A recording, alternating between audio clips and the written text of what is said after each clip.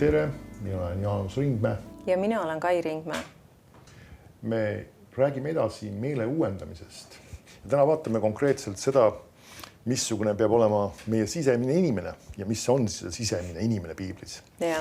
Nüüd piiblis tuuakse väga selgelt välja, et me oleme vaim, meil on hing ja me elame ihus. Ja. Nüüd, kui inimene saab kristlaseks, siis tema vaim sünnib uuesti. Aga nüüd, mis puudutab hinge, hing on siis inimese mõtlemine, ka emotsioonid, tunded, ka ütleme asjad, mis me mäletame, siis see ei saa sel hetkel uueks. Ja see sisemine inimene sai uueks, aga nüüd see hingeala peab saama uuendatud või piibel nimetab seda siis meele uuendamiseks. Ja meil on vaja midagi sellega siis konkreetselt ette võtta. Ja me ei tohi seda kunagi unustada ja me ei tohi seda kuidagi kõrvale lükata või ebaoluliseks pidada, sest et nii palju, kui me oleme uurinud seda teemat, ma olen väga selgelt aru saanud, et meie kristlase elu kvaliteet otseselt sõltub sellest, kas me seda teeme, mis Jumal on meile öelnud, kas me oleme uuendamas oma meeli tema sõnaga. Ja ma loen 1. Thessalonika 5. peatükist ja 23. salmist. Ütleb aga rahu Jumal ise, pühitsegu teid täielikult ja kogu teie vaim ja hing ja ihu säiligu laitmatuina meie issanda Jeesuse Kristuse tulekuks. Nüüd piiblis on iga väike asi oluline. Amen. Ja isegi kuidas piibel nimetab asju, isegi see järjekord on oluline. Amen. Nii et me näeme ka siin, et ta toob just välja teie vaim, teie hing ja teie ihu. See on täpselt see järjekord, kuidas me peame võtma ennast nii-öelda me oleme kolmeosalised, eks ole, me oleme vaimne inimene, meil on hing ja me elame ihus. Ja nüüd Jumal toob väga selgelt välja, et meie vaimne inimene on kõige olulisem osa meist. Siis on meie hing, mida nüüd me peame oma meeled uuendama, eks ole, mis on osa meie hingest. Ja nüüd tuleb ihu. Väga palju on see, et isegi kristlased, nad on väga palju juhitud oma ihust ja oma hingest ka, mida ei tohiks olla, sest et meie ihu võib lükata ja tõmmata meid kohtadesse, kus me ei peaks olema, kus me ei tohiks olla, panna meid asju tegema, mida me ei tohiks teha. Nii et me ei tohi lasta oma ihul valitseda, me ei tohi lasta oma hingel valitseda, vaid meie vaimne inimene peaks olema see, kes on number 1 ja see, kes ütleb oma hingele ja oma ihule, mida tuleb teha. Nii et Jumal on tegelikult toonud selle välja täpselt selles õiges järjekorras, selle olulisuse järjekorras tegelikult. Ja jälle ta ütleb ka, et need kõik osad tegelikult peaksid olema, kuidas säilima laitmatuina. Mis see tähendab, mis on laitmatu? See tähendab seda, et me teeme asju õieti. Nii et mitte ainult sellest ei piisa, et meie vaimulik inimene tahab teha asju õieti või isegi me võib-olla otsustame vahest mingeid asju õieti, vaid ei, isegi ta ütleb see, et Jumal tegelikult tahab, et ka meie hing ja ka meie ihu võiksid säilida laitmatuna. Ja see saab toimuda ainult siis, kui meie vaimne inimene on valitsemas ja nüüd ütlemas hingele, mida tuleb teha, ütlemas ihule, mida tuleb teha. Amen. Ja see on ainult see viis, kuidas me tegelikult saame elada laitmatut elu siis ka selleks ajaks isegi, kui Jeesus Kristus tuleb meile järgi. Nii et me võime elada elu täiesti õieti Jumala ees, mis tundub võib-olla paljudele võimatu. Ei, see ei ole võimatu. See on lihtsalt see, et meie vaimsed inimesed peavad olema piisavalt tugevad ja ehitatud Jumala sõnaga, et me oleme võimelised valitsema oma hinge, oma ihu üle. Nüüd ma loen ka 1. Moosese raamatust ja 1. peatükist ja salm 26 ja salm 27 ja siin ütleb niimoodi ja Jumal ütles, tehkem inimesed oma näo järgi meie sarnaseks, et nad valitseksid kalade üle meres, lindude üle taeval, loomade üle ja kogu maa üle ja kõigi roomajate üle, kes maa peal roomavad. Nüüd ongi kõigepealt jälle, ta lõi inimese oma näo järgi ja ka ta ütleb, et ta lõi ta tegelikult valitsema. Amen. Ja siin me räägime inimesest enne pattu langemist. Sest et jälle enne pattu langemist ei olnud Aadamil ja Eeval ei olnud probleemi ei oma hingega ei oma ihuga. Miks? Sest et pattu ei olnud ja kogu nende olemus, vaim, hing ja ihu olid teenimas Jumalat ja olid tegemas õigeid asju, olid mõtlemas õigeid asju. Ja Jumal lõi inimese oma näo järgi. Jumala näo järgi lõi ta lõi tema meheks ja naiseks. Nüüd me näeme seda, et Jumal lõi inimese siis oma näo järgi. Nüüd see on huvitav. Jumal on, me teenime ja me usume kolmainu Jumalat. Amen. Ja Jumal on siis, ta on Jumal isa, Jumal poeg ja Jumal püha vaim. Amen. Ta on siis üks, aga samas ta on 3 isikut. Ja nüüd ta lõi meid oma näo järgi ja see on huvitav, ta lõi meid 3-osaliseks. Me oleme vaim, meil on hing ja me elame ihus. Nüüd see ongi, me võiks öelda, see on ka see sarnasus ka jälle Jumalaga. Aga jälle, kuidas Jumal andis? Jumal annab meile tegelikult oma sõnas kohe selle retsepti, kuidas elada võidukat elu, sest jälle me peame mõtlema selle peale, et Aadam ja Eeva enne pattu langemist, neil ei olnud probleemi hinge ja ihualaga. Nüüd peale seda tulid probleemid, tulid kohe probleemid ja see ongi huvitav, sest et peale pattu langemist me näeme isegi neil sünnivad, eks ole, 2 last, esimest last ja üks tapab teise. Ja. Kuidas see saab juhtuda? See on patu põhjusel ja see on jälle see, et keegi lasi oma hingel valitseda, oma emotsioonidel, oma tunnetel, kõige sellel, mis tegelikult nüüd genereeris temas asju, mis ei olnud head ja õiged. Viha ja kuni selleni, et ta tappis oma venna, eks ole. Nii et me näeme, kui oluline see on, et nüüd peale seda, kui inimene langes pattu, Jumal annab meile selle retsepti kohe, kuidas elada ikkagi võidukat elu. Isegi nüüd, kui et patt on nüüd tegutsemas meie ihus ja meie hinges, eks ole. Ta ütleb, et uuendage oma meeled. Amen. Jumala sõnaga, sest et jälle, kui me seda teeme, nüüd me paneme kõrvale need valed mõtlemised, need valed arusaamised ja me hakkame mõtlema nagu Jumal, me hakkame tegutsema nagu Jumal ja see tagab meile võiduka elu. Amen. Ja võiduka kristlase elu. Nii et see retsept on väga hea ja õige, aga me peame selle retsepti järgi elama ja tegema, sest et jälle, kui me ainult kuuleme, ta ütleb, et ei ole kasu sellest, et me kuuleme Jumala sõna. Ainult on kasu sellest, kui me seda rakendame ja kui me paneme selle oma ellu ja kui me teeme ka selle sõna järele, mis Jumal meile ütleb. Ja kui me ainult kuulame, mis kasu sellest on? Läheb ühest kõrvast sisse, teisest välja, aga see ei muuda meie elu. See absoluutselt ei mõjuta meie elu. Aga kui me rakendame selle sõna, nüüd see hakkab meie elu muutma, nüüd see hakkab meie elu mõjutama ja hea suunas. Nii et uuendame oma meeled Jumala sõnaga, alistame oma ihu kõigele sellele, mis Jumal on meile rääkinud ja näidanud oma sõnas ja nüüd me oleme edukad ja nüüd meie käsi käib hästi, sest me elame Jumala sõna järele. Amen. Amen. Ma loen Johannese evangeeliumi 4. peatükist ja 24. salmist, kes ütleb, Jumal on vaim ja kes teda kummardavad, need peavad teda vaimus ja tões kummardama. Nüüd siin on üks väga oluline printsiip välja toodud. See on see, et Jumal on vaim. Ja. Nüüd, ja ta ütleb, mis meie siis peaksime tegema, mismoodi me peaksime ülistama, on see kaasaegsem sõna isegi oleks selle koha peal, mismoodi me peaksime Jumalat ülistama. Ta ütleb vaimus ja tões teda ülistama. Ja. Me näeme siis seda, et meie suhe Jumalaga on rajatud just selle põhjal, mis on toimumas, siis ütleb ka just vaimus ja tões, mis on toimumas meie südames. Ja. Nüüd see on väga oluline element see, et me kristlasena mõtleksime selle peale, et me oleme vaimsed olendid. Ja. Et Jumal on meid loonud enda sarnaseks, milles on meie sarnasus Jumalaga, see, et me oleme vaimsed. Ja. Vaimsed olemas, sest Jumal on vaim. Ja nüüd, kui me Jumalaga ka suhtleme, siis ka see toimub vaimust vaimu. Ta räägib meie südamesse. Piibel räägib ka sellest, et meil on sisemine tunnistus, meil on rahu südames ja Jumal suhtleb meiega sellisel viisil. Ja samamoodi ka meie väljendame seda, mis on toimumas meie südames. Yeah. Et meie südamest peavad lähtuma, ta just toob ka, meie ülistus peaks lähtuma südamest ja see on see sama asi, mis nii-öelda peaks meie elus ka domineerima. Nüüd vaatame korra, mida ütleb Paulus ka meie liha kohta just. Ja Filiplastele 1.23 ütleb, mind tõmbab nii see kui teine. Ma himustan siit lahkuda ja olla Kristuse juures. sest see on hoopis palju parem, aga lihasse jäämine on vajalik teie pärast.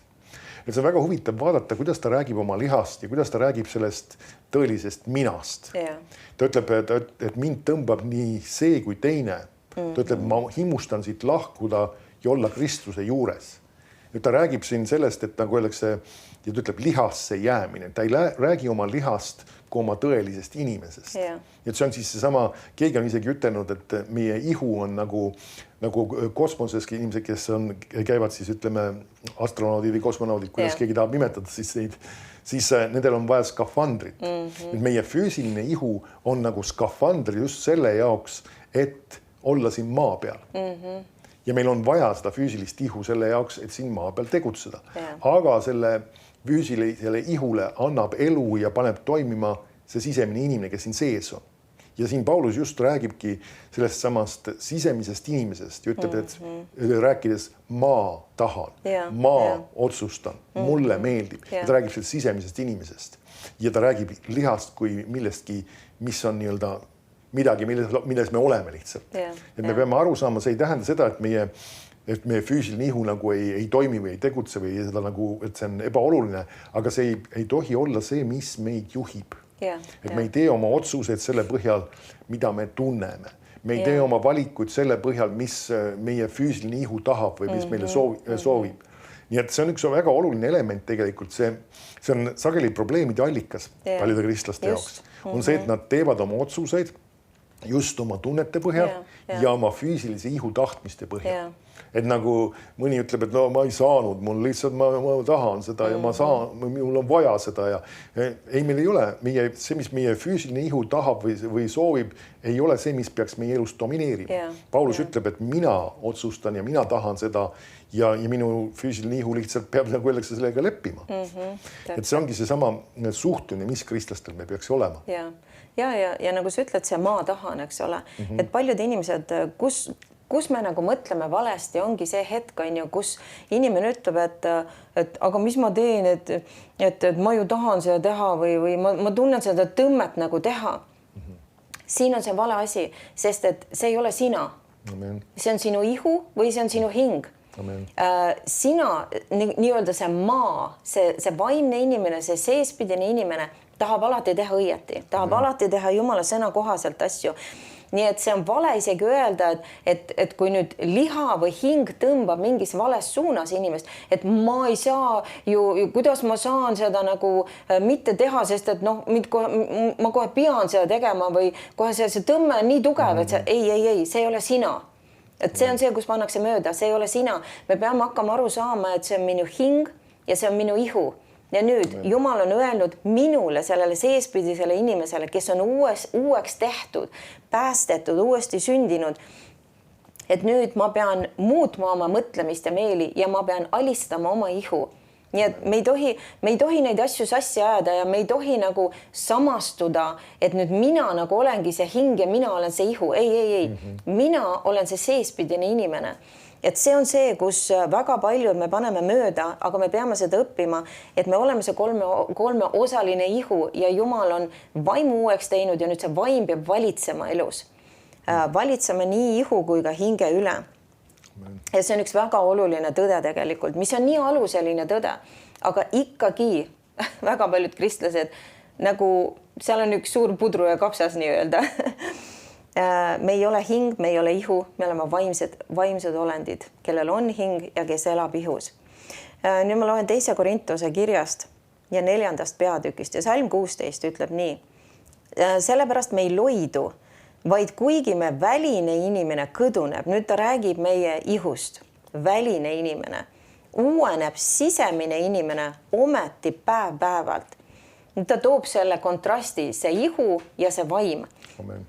Ja see on oluline mõista, sest et see väline inimene kõduneb ja see on huvitav, sest et jälle ta ihu ei ole päästetud. Ihu ei saanud päästetud, kui meie vaim sai päästetud. Nüüd ihu saab ühel päeval päästetud. Ta ütleb, kui toimub see pühade üles tõusmine, siis tegelikult ka meie maised ihud nii-öelda tõstetakse ülesse, nii nagu Kristus tõsteti ülesse koos oma ihuga. Ja meie ihu saab muudetud.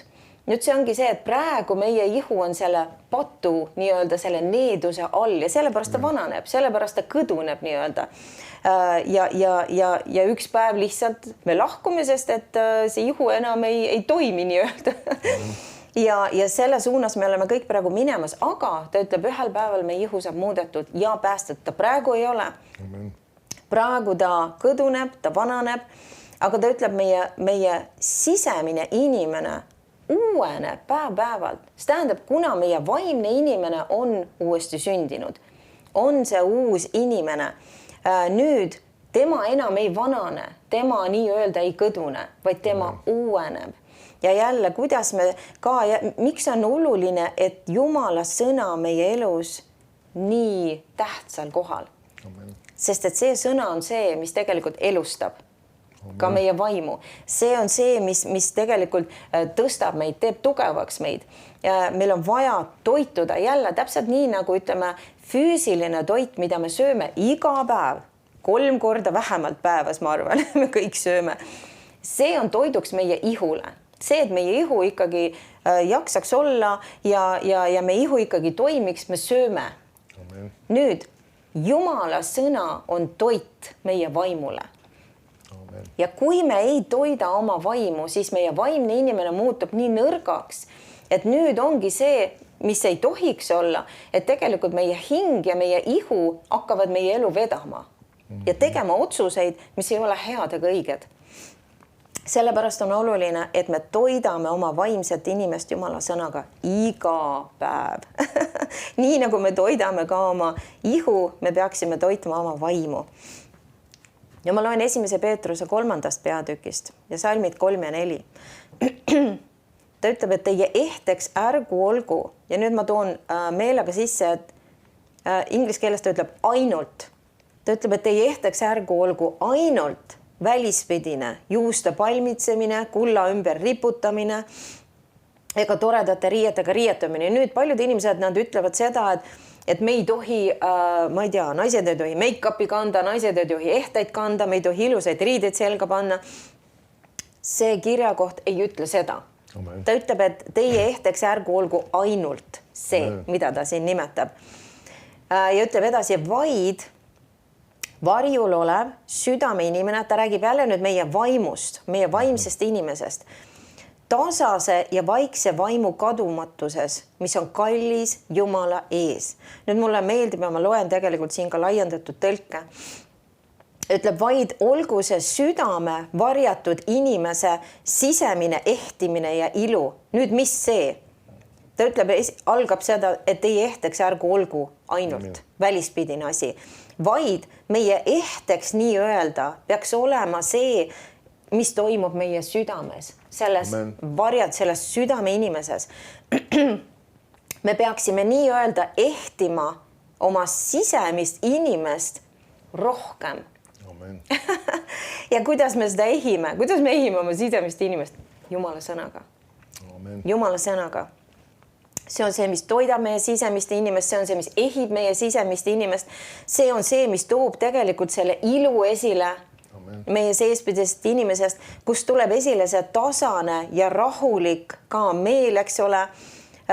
Ja ma loengi edasi, kuidas siis see laiendatud tõlge ütles, vaid olgu see teie südame varjatud inimese sisemine ehtimine ja ilu, tasase ja rahuliku vaimu kadumatu ja närtsimatu võluga, mis ei ole murelik ega pinges, vaid on Jumala silmis väga kallis. Nüüd see kirjakoht tegelikult tahab tuua esile seda, mitte seda, et me ei tohiks, naised ei tohiks kanda make-upi või ehteid või ilusaid riideid, vaid ta toob välja selle, et Jumala silmis on väga kallis see, mis toimub meie seespidises inimeses. Mida me teeme oma vaimudega, millega me toidame oma vaimu. Sest jälle, kui me laseme nii-öelda oma elu juhtida oma hingel või oma ihul, nüüd see ei saagi olla Jumala silmis väga kallis. Miks? Sest et jälle tuleme tagasi selle juurde, meie hing ja meie ihu ei ole päästetud. Nad tegelikult on kogu aeg tõmmatud selle maailmalikkuse poole. selle maailma arusaamiste, maailma suhtumiste, maailma mõtlemiste poole. Miks? Sest et nad ei saanud päästetud, kui meie seespidine inimene sai päästetud. Ja kui meie ei uuenda oma meeli Jumala sõnaga, siis tegelikult meie mõtlemine on vale, see läheb vales suunas, ta tõmbab meid vales suunas. Kui me laseme oma ihul otsustada ja kui ihu ütleb, et vot ma tahan seda, ma tahan toda ja kui me laseme ja me läheme selle järgi, nüüd me teeme valesi asju, me oleme vales kohas tegemas valesi asju ja kuidas see saab olla Jumala silmis hea või kallis? Ei ole. Aga ta ütleb, kui me tegeleme sellega, mis toimub meie sisemises elus või sisemises inimeses, ehitame seda Jumala sõnaga ja nüüd see teeb meid tugevaks, et me oleme võimelised nüüd valitsema oma elus, valitsema oma hinge, oma ihu üle ja ütlema neile, et vot, nüüd on stopp. Nüüd on stopp, ihu, nüüd on stopp, sa oled võtnud siin 3 kooki ja 2 jäätist ja nüüd on stopp. Rohkem sa ei saa. Et see on see, mis nagu see, kui me ehitame oma vaimuliku inimese tugevaks Jumala sõnaga, nüüd me oleme võimelised seda tegema. Kui me seda ei tee, siis meie vaim on nii nõrk, et me lihtsalt laseme oma ihul ja hingel teha, mida iganes nad tahavad ja kuhu iganes nad on meid tõmbamas. Kui hing ütleb, et vot ma tahan olla vihane ja pahane selle inimese peale ja kui meie vaim on nõrk, siis tegelikult me olemegi vihased ja pahased. Ja tegelikult me sellega jälle, mis me teeme? Me ei ela sellist elu, mis meeldib Jumalale, mis oleks kallis Jumala silmis. Nii et miks on nii oluline, et me ehitame oma vaimse inimese tugevaks. Väga palju inimesed, nad väga palju pööravad tähelepanu sellele, mis toimub nende ihus ja hinges. Nad käivad jõutrennis ja nad teevad ühte ja teist ja proovivad hästi tublisti ja kenasti ja toredasti toituda, mis iganes asju veel teha väliselt. Et väliselt hea välja näha, et väliselt kuidagi olla teatud kohas. Et hingeliselt ka, et mida ma peaksin nüüd tegema, et ma võiksin olla rahus või olla rõõmus ja see tähelepanu on täiesti vales asjas, vale asja peal. Me tähelepanu ei tohiks olla meie hinge ja ihu peal. Meie tähelepanu peab olema selle peal, mis toimub meie sees, meie sisemises inimeses. Sest kui meie sisemine inimene on tugev, nüüd tegelikult meie sisemine inimene on võimeline ütlema hingele ja ihule, mida nad peavad tegema. Et elada ühte õiget elu Jumala ees. Amen. Ma loen Jakobuse kirja 1. peatükist ja 21. salmist. Ja siin öeldakse, sellepärast heitke ära kõik rüvedus ja viimnegi paha ning võtke tasase meelega vastu sõna, mis teisse istutati ja võib teie hinget päästa. Nüüd üks tark asi tegelikult alati meeles pidada, kui piiblit lugeda, on mõelda selle peale, kellele see on kirjutatud. Nüüd see on kirjutatud siis kristlastele. Ja ütleb, mida? Ta ütleb, et kristlased peaksid heitma ära need asjad siis. Ta ütleb rüvedus ja viimnegi paha. Ja siis võtma tasase meelega vastu sõna. Nüüd see on väga oluline tegelikult, missuguse suhtumisega me võtame Jumala sõna vastu. Näiteks ma olen vahest isegi öelnud seda, et on erinevaid inimesi ka isegi koosolekul. Mõned on sellised, nüüd see ei tähenda, et nad alati peavad olema ka tagareas, ütlemegi istuvad seal kuskil tagareas, lihtsalt passivad nii-öelda koosoleku ajal ringi ja võib-olla surfavad oma mobiilis, vaatavad Facebookis, saadavad oma sõnumeid ja tegelevad kõige mingi muuga ja nende tähelepanu ei ole Jumala sõna. Nüüd see ei ole tegelikult seesama tasase meelega Jumala sõna vastuvõtmine. See on tegelikult hoolimatu ja ükskõikse hoiakuga tegelikult. Ja see muudab ka inimese nii-öelda seda, mida sõna saab teha. Nüüd tasane meel on tegelikult just ka see oma alistuv. See, et me paneme prioriteetsele ja olulisele kohale Jumala sõna enda jaoks. See, et kui ma kuulen Jumala sõna, ma pööran oma tähelepanu sellele, ma suunan oma mõtted sellele, ma otsustan oma nii-öelda sihiku nii-öelda panna selle peale, et see võiks minu elu muuta. Ja nüüd, kui me sellisel viisil selle sõna oleme vastu võtnud, siis me näeme, mis teisse istutati. See tähendab seda, et see saab lausa misse rajatud ja see on üks püsiv ja stabiilne asi meie elus. Ja siis ta ütleb, et see võib meie hinget päästa. Nüüd, kui me oleme rääkinud siin sellest samast vaim, hing ja ihu, ja ta räägib siin hinget päästa. See on oluline just, et siin on mainitud sõna hinge. ja kui vaim sai uueks, inimene sündis uuesti, me kasutame ka sõna sai päästetud, siis tegelikult tema hing ei saanud veel päästetud. Ja nüüd ta räägib kristlastele, et nende hing on vaja ka päästa. Nüüd see sõna päästma tähendab ka siis ka terviklikuks tegemist ja ka ütleme ka taastamist kui sellist. Nüüd me näeme, et ka inimese hing siis, kui ta on saanud kristlaseks, seal on mitmeid probleeme sellega kaasas tegelikult. Ja see ei ole mitte mingisugune see, et sul on vaja nendest halbadest negatiivsetest mälestustest ja hingehaavadest paraneda. Tegelikult see on hoopis teistmoodi. Iva on selles, et kui inimene mõtlemine muutub, siis ta saab aru, et Jumal on talle andeks andnud. Et ma otsustan ära unustada selle, mis on taga ja ma otsustan välja astuda sellest mõttelaadist. See, et ma ei ole see viletsake läbikukkuja, ebaõnnestuja, kelle kohta kõik on midagi halba öelnud. Et me ei kanna meeles, me ei mäleta nii-öelda haiget saamisi, me otsustame andeks anda. Et see sama hing tuleb nüüd uuendada sellele vastavalt. Ja see on see viis, kuidas me tuleme nendest negatiivsetest kogemustest välja. Ma loen ühe teise kirja ka veel, kirjakoha tähendab. See on Heebrea kirja 4. peatükis ja 12. salmis. Siin tuleb ka hästi välja jällegi see ka isegi vaimu ja hinge erinevus veel. Ta ütleb, sest Jumala sõna on elav ja vägev ja teravam kui ükski kaheterane mõõk ning tungib läbi, kuni ta lõhestab hinge ja vaimu, liikmed ja üdi ja on südame meelsuse ja mõtete hindaja. Nüüd me näeme, siin on väga huvitav võrdpilt. Ta ütleb, et Jumala sõna on elav ja vägev ja teravam kui ükski kaheterane mõõk. Ta võrdleb Jumala sõna siis mõõgaga.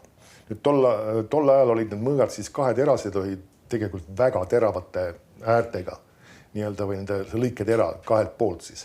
Ja ütleb, et selle sõna on sarnase omadusega, et ta võib lõhestada hinge ja vaimu. Nüüd me näeme, kui ta kasutab väljendit lõhestab hinge ja vaimu, siis järelikult inimese hing ja vaim ei ole üks ja sama asi. Nüüd siin on ka üks jällegi mõningane segadus, mis on vahest kristlaste seas, et vahest kristlased kasutavad sõna hing ja vaim tegelikult samaväärselt.